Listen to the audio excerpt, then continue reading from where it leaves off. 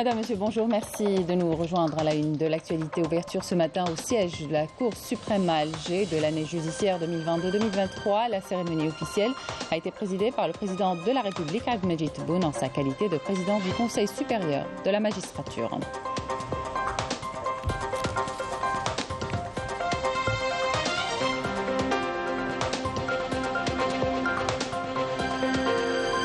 Couverture médiatique du sommet arabe d'Alger. Tous les moyens ont été mis en place au niveau du Centre international de presse afin de faciliter le travail aux journalistes arabes. Avec pas moins de 15 huileries algériennes, l'Algérie est présente en force au Salon international de l'alimentation de Paris, un salon qui a rassemblé des spécialistes des 4 coins du monde et qui a permis aux producteurs algériens de présenter leurs produits. Malgré les conditions exceptionnelles marquées par l'intensification de la lutte armée contre l'occupant marocain dans le camp de réfugiés d'Aousser, le Festival international du film Fi Sahara 2022 a été organisé en présence des médias internationaux. Bienvenue à tous. Le président de la République, Abdelmadjid Tebboune, président du Conseil supérieur de la magistrature, a présidé ce matin au siège de la Cour suprême à Alger l'ouverture de la nouvelle année judiciaire 2022-2023. Avant le début de la cérémonie d'ouverture, le président de la République a posé pour une photo de famille.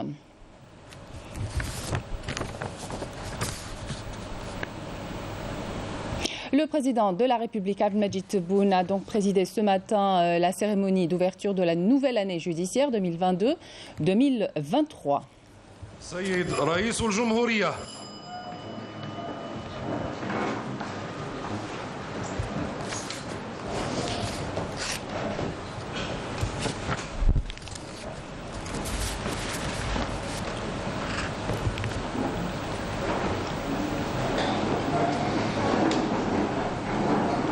La cérémonie d'ouverture s'est déroulée en présence du président du Conseil de la Nation, Salah Boudjil, du président de l'APN, Brahim Bourali, du Premier ministre, Ayman Ben Abdelrahman, du président de la Cour constitutionnelle, Omar Belhadj, du chef d'état-major de l'ANP, le général d'armée, Saïd Chengriha, du ministre de la Justice, garde des Sceaux, Abdelrachid Tobbi, des membres du gouvernement et des conseillers du président de la République, ainsi que des cadres supérieurs du secteur de la justice.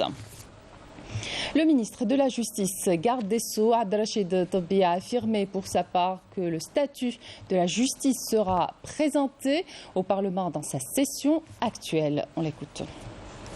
المناسبة تأتي في ظل الإصلاحات الحاصلة على المقتضيات القانونية المنظمة للقضاء ومجابهة العديد من الرهانات التي رسم أطرها دستور 2020 تدعيما لاستقلالية السلطة القضائية وتقوية ركائزها. إذ كان صدور القانون العضوي المتعلق بالمجلس الأعلى للقضاء وتنصيبه في تشكيلته الجديدة في ديسمبر 2021 أولى لبنات هذه الإصلاحات، كما تم إعداد مشروع القانون الأساسي للقضاء وسيعرض على البرلمان في دورته الحالية. وبهذا تكون بلادنا في ظل قيادتكم الرشيدة قد قطعت شوطا كبيرا في مسار تكريس استقلالية السلطة القضائية وتمكينها بالآليات الضرورية لحماية المجتمع عموما والمتقاضي خصوصا. De son côté, le premier président de la Cour suprême, Tahir Mamouni, a exprimé sa fierté quant à l'ouverture de cette année judiciaire sous la présidence du président de la République, affirmant que l'Algérie était et reste une tribune pour les droits et les libertés.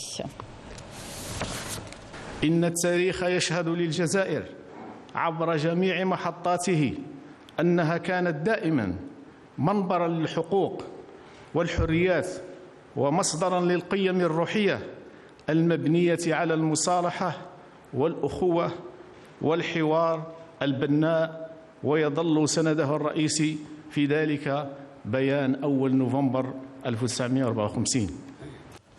Dans les dernières réactions suite à l'accord d'Alger signé entre les différentes factions palestiniennes, le secrétaire général des Nations Unies, Antonio Guterres, a salué les efforts déployés par l'Algérie et particulièrement par le président de la République, Abdelmadjid Tebboune, en faveur de la réconciliation. Il a par ailleurs qualifié la signature par les factions palestiniennes de la déclaration d'Alger pour la réunification des rangs d'un pas positif vers la réconciliation intra-palestinienne. Au siège du ministère de l'Énergie et des Mines, le ministre de l'Énergie et des Mines, Mohamed Arkab, a reçu ce matin le secrétaire général de l'Organisation des pays exportateurs de pétrole, Haytham El-Raïs. Les deux parties ont échangé leur point de vue sur la situation du marché pétrolier à court et à moyen terme. Ils ont par ailleurs abordé les grands défis de l'industrie pétrolière mondiale et les moyens à même de trouver des issues à travers la consolidation de la coordination entre l'OPEP et leurs alliés OPEP+. On écoute Haytham El-Raïs. اليوم كان لنا لقاء ممتاز مع الوزير ومع الفريق المختص في الوزارة وفي القطاع النفطي في الجزائر. تباحثنا في قانون المحروقات في الجزائر، في الفرص الاستثمارية المستقبلية في الجزائر، في سبل وطرق تمكين هذه الاستثمارات والتعاون وتفعيل التعاون بين الدول النفطية.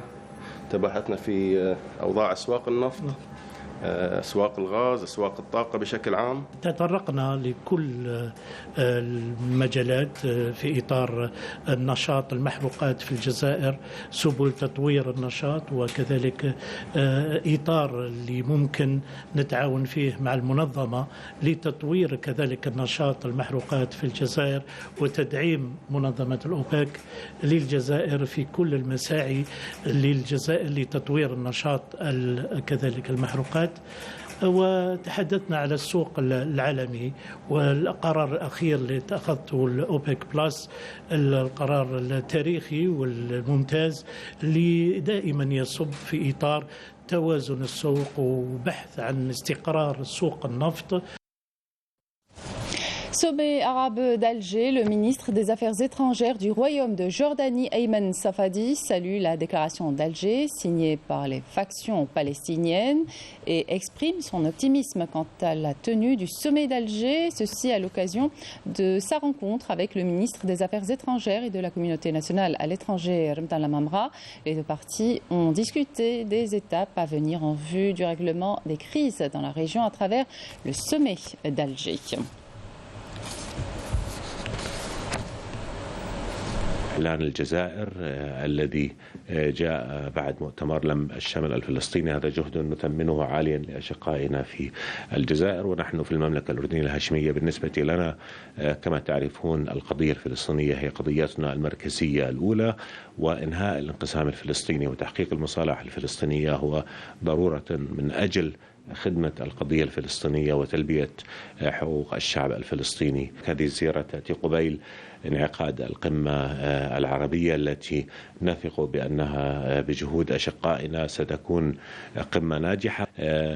تحدثنا حول كيفية أن تخرج هذه القمة بقرارات تحاكي التحديات التي نواجه. زيارة جاءت في وقت مناسب كذلك، أولا لدفع العلاقات الثنائية لأننا في مرحلة ما بعد الكوفيد هناك عدد من الاتفاقيات الموجودة اللي يجب تفعيلها وتنفيذها، ثم نحن على أبواب القمة العربية بالجزائر إن شاء الله، وأخي وزميلي مهتم بالتشاور مع الجزائر وبمساهمة الأشقاء في الأردن في إنجاح هذه القمة. Et pour l'ancien ministre des Affaires étrangères libanais, Adnan Mansou, l'Algérie, qui a toujours œuvré pour la paix, est aujourd'hui en mesure de concrétiser ce projet grâce à sa crédibilité au sein de la nation arabe. Écoutez. La tenue du sommet arabe à Alger a une grande symbolique, notamment parce que l'Algérie, ce pays arabe, a une place au choix dans le cœur des peuples arabes, grâce à sa sagesse et à sa clairvoyance politique, et ce, depuis le déclenchement de sa glorieuse révolution à nos jours. L'Algérie est restée fidèle à ses principes et à son soutien indéfectible des causes justes à travers le monde. L'Algérie a toujours œuvré pour la paix. Ce dont on a le plus besoin aujourd'hui, c'est bien évidemment l'unification des rangs avec un objectif commun. Et l'Algérie peut concrétiser ce projet grâce à sa crédibilité au sein de la nation arabe et réconcilier des pays arabes frères autrefois divisés. Donc aujourd'hui, nous faisons face à de grands défis dans le monde arabe avec des questions vitales et des événements graves touchant toute la région.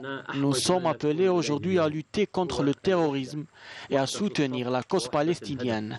Nous avons par ailleurs des intérêts communs, que ce soit sur le plan économique, politique, sécuritaire ou culturel, qu'il faut absolument réactiver pendant la tenue de ce sommet. Et je peux vous dire que l'Algérie a les capacités de relever ce défi grâce aux moyens dont elle dispose et à sa crédibilité pour la réussite de ce sommet. Parlons à présent des préparatifs du sommet arabe au niveau du Centre international de presse. Un matériel de haute qualité sera mis à la disposition des journalistes pour la couverture de ce sommet. Amal Siridir.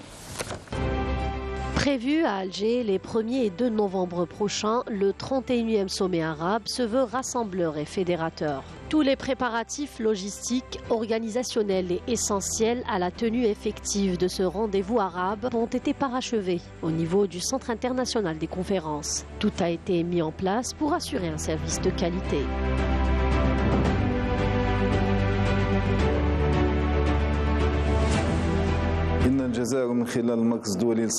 Les moyens nécessaires ont été mis en place au niveau du Centre international de presse afin de faciliter le travail des journalistes arabes. Un traitement médiatique exceptionnel est réservé au prochain sommet arabe d'Alger, et ce, à travers la mise en place d'un matériel de pointe à disposition des journalistes algériens et étrangers. Un matériel de haute qualité sera mis à la disposition des journalistes. Nous avons également des équipes techniques mobiles. Nous sommes à la phase des dernières retouches. Nous allons être à la hauteur. On assure la réalisation avec la régie TriCaster pour assurer une résolution de haute définition. Nous utilisons des caméras HD en fibre optique. Au niveau du Centre international de presse, l'heure est au dernier préparatif afin de permettre aux journalistes algériens et étrangers accrédités de couvrir cet événement important et leur faciliter le travail. On vous emmène à présent au Salon international de l'alimentation à Paris. Plusieurs producteurs et industriels algériens spécialisés dans l'agroalimentaire y participent. Objectif, promouvoir le produit algérien. Couverture Walid Sari, le commentaire est signé Walid Yousfi. L'Algérie est présente en force au Salon international de l'alimentation de Paris. Pas moins de 15 producteurs d'huile et des dizaines d'acteurs agro-industriels y prennent part. Ils ont 5 jours pour exposer leurs produits et échanger leurs cartes de visite avec les autres participants venus des 4 coins du monde pour tenter de placer leurs produits sur d'autres marchés. On est fiers de présenter notre huile d'olive issue de la région de Kabylie. C'est un produit 100% naturel. Le but de notre participation ici est de présenter notre produit et faire de nouveaux investissements en Europe, en Afrique et au Moyen-Orient. Outre les produits du terroir comme l'huile d'olive ou les dattes qui ont déjà bonne réputation, le produit algérien attire de plus en plus de curieux en quête de découvertes culinaires. En tant que Français, je suis très fier d'être ici et de découvrir les produits algériens. J'ai beaucoup apprécié les dattes algériennes, elles sont de très bonne qualité, je prévois même d'en acheter. Promouvoir le produit Made in Algeria à l'étranger, c'est le défi que tentent de relever les producteurs et industriels algériens présents à cette édition du SIAL 2022, une édition qui se poursuit jusqu'au 19 octobre prochain. Et à l'occasion de la Journée mondiale de l'alimentation, le Forum mondial de l'alimentation se tient à Rome, en Italie, jusqu'au 21 octobre. Les jeunes du monde entier sont appelés à apporter leur contribution, leur dynamisme et leur créativité pour façonner un meilleur avenir pour notre alimentation. Il s'agit de stimuler les initiatives appelées à transformer les systèmes agroalimentaires et à concrétiser les objectifs de développement durable, plus particulièrement le second objectif qui consiste à éliminer la faim. L'Algérie exprime sa solidarité avec la République de Turquie suite à la tragique explosion d'une mine dans la ville d'Amasra, dans la province de Bartın, dans le nord du pays, faisant des dizaines de morts et de blessés. L'Algérie présente ses sincères condoléances au président, au gouvernement et au peuple turc, ainsi qu'aux familles des victimes, les assurant de sa profonde sympathie. Et puis sachez qu'au moins 40 mineurs ont trouvé la mort dans cette explosion, selon un nouveau bilan communiqué hier par le ministre turc de l'Intérieur, Süleyman Soylu. Les recherches se poursuivent pour une seule personne dont le sort est encore inconnu. Décès d'un Palestinien par un tir de l'armée sioniste en Cisjordanie occupée. C'est ce qu'a annoncé le ministère palestinien de la Santé, indiquant que 2 Palestiniens avaient été grièvement blessés par balle lors d'affrontements avec des soldats de l'entité sioniste à Karawet Bani Hassan, dans le nord de la Cisjordanie occupée. On va parler à présent de 7e art. Le festival Fi Sahara s'est organisé dans les camps de réfugiés du Sahara occidental. Une manifestation qui a vu la participation de plusieurs médias internationaux. Reportage Fatma Zohra Ben Farjella, le commentaire est signé Yanis Aït Belqasem.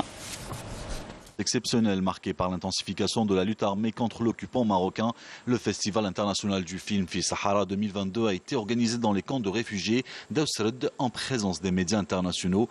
Une manifestation qui constitue une occasion de découvrir les spécificités de la culture sahraoui. Cette édition est particulière, notamment en cette période de lutte armée intensifiée. N'oublions pas que les images et le son parlent d'eux-mêmes. Cela prouve également la résistance du front sahraoui. Wani Bik est un film qui a eu de nombreuses propositions de participation aux festivals internationaux. Mais nous avons décidé que notre première participation se fera au festival Fi Sahara afin que cela résonne mieux lors de nos prochaines participations internationales. Ce festival organisé ici au Sahara occidental a vu la participation de plusieurs médias internationaux. Je pense également que c'est une opportunité de faire connaître davantage la cause sahraoui et d'en prendre conscience.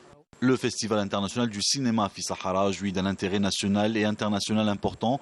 En atteste la participation de nombreux producteurs et acteurs étrangers venus témoigner leur solidarité avec le peuple sahraoui et soutenir leur cause. En tant qu'actrice espagnole, je soutiens les causes de la liberté et je crois que le peuple sahraoui a le droit d'être libre et indépendant. La cause sahraoui a reçu le soutien et l'aide de plusieurs associations et organismes internationaux. Une chose est sûre, le peuple sahraoui a le droit à la liberté et à l'indépendance. Cette manifestation se poursuivra avec la projection de plusieurs films traitant de la cause sahraoui à travers une vision artistique, cinématographique et des réalisateurs et artistes spécialisés jusqu'au début du mois de décembre. Tennis à présent avec le tournoi international à Istanbul. La jeune Algérienne Maria Badache s'est qualifiée en finale du tournoi international ITF Junior qui se déroule à Istanbul après sa victoire contre une Turque sur un score de 2-7-0. La joueuse algérienne affrontera aujourd'hui la Bulgare Lidi Ancheva en finale de ce tournoi international. Football, vainqueur du match aller à Lomé sur le score de 2-0. L'USM Alger accueille les Togolais de l'ASC Kara ce soir à 19h au stade du 8 mai 45 de Sétif en match retour de la Coupe de la Confédération avec l'objectif de se qualifier. Et puis la JS Kabylie s'est qualifiée pour la phase de poule de la Ligue des champions d'Afrique de football après le match nul face à la formation togolaise de l'ASCO Kara d'1-1. En match comptant pour le deuxième tour préliminaire retour disputé hier soir au stade du 8 mai 45 de Sétif. Retour sur le match avec Sarah Derbel. C'est fait. Les deux représentants algériens en Ligue des champions africaine ont décroché leur billet pour la phase de poule Après le CRB, c'est la jeunesse sportive de Kabylie qui réussit à se qualifier malgré le semi-échec consécutif à domicile devant les Togolais de l'AS Kokara. Après un match validé au Togo où les Canaries se sont imposés sur un score de 2-1, une victoire qui leur a permis de se qualifier, les poulains de Abdelkader Amrani ont entamé la manche retour de fort belle manière et n'ont pas attendu longtemps avant d'ouvrir le score par l'intermédiaire de Reda après un beau jeu collectif. Un avantage qui permet aux locaux de terminer la première période sur un score 1-0. Même jeu et surtout même intention des coéquipiers de Bilal Ben Saha en deuxième période qui se sont procurés plusieurs occasions mais n'ont pas réussi à trouver la faille dans la défense adverse. Réduite à 10 après l'expulsion d'Alili, la JSK a des espaces aux Togolais de l'ASCO qui ont profité de l'occasion pour égaliser à 4 minutes de la fin de la rencontre, mais sans conséquence pour les jeunes et verts, puisque grâce à ce match nul, la JS Kabylie se retrouve en phase de poule de la plus prestigieuse compétition du continent africain. Même si le résultat positif à l'extérieur, malgré le résultat positif qu'on a réalisé à l'extérieur, on voulait gagner ce match retour. On a essayé d'inscrire plus de buts en première période, mais on n'a pas pu le faire. Le plus important, c'est la qualification.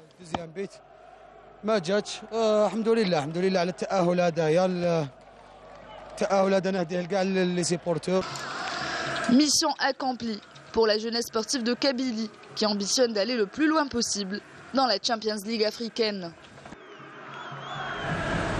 Et c'est la fin de cette édition. Merci de votre attention. Tout de suite, les prévisions météo avec Mina Abed. D'excellentes suites de programmes sur Canal Algérie.